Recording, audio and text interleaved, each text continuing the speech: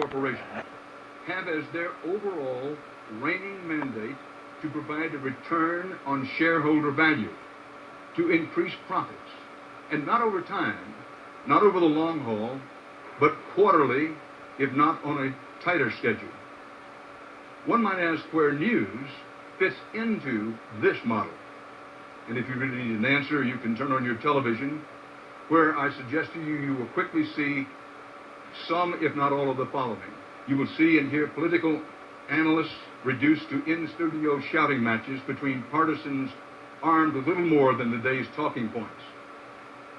Precious time and resources wasted on so-called human interest stories, celebrity fluff, sensational trials, and gossip.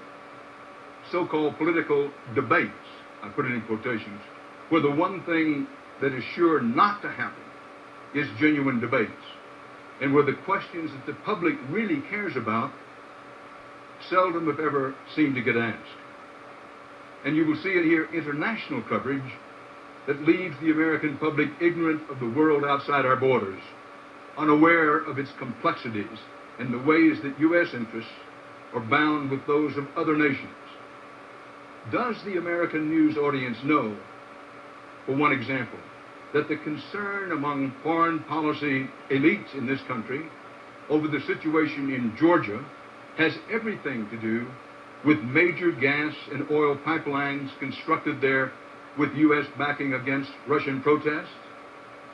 If the American public remains unaware of this fact, in the whole and in the main, after the broad but shallow coverage of recent weeks, ask yourself, who is to blame? I could go on, and I know you'll be relieved to know that I won't, cataloging journalistic sins of which I know you're all too aware. But all of these things, these failings, pretty much come down to this. In the current model of corporate, big international conglomerate corporate ownership, the incentive to produce good and valuable news is simply not there. American journalism is in need of a spine transplant. Let the treatment begin today with those of you in this room. You can take this message home with you. You can take it back to your desks and your workplaces, to your colleagues and your fellow citizens. Magnify it, multiply it, and spread it. Make it something that cannot be ignored, not by the political parties, not by our candidates, not by the owners and executives of media companies. Write these people, call these people, send them the message that you know your rights.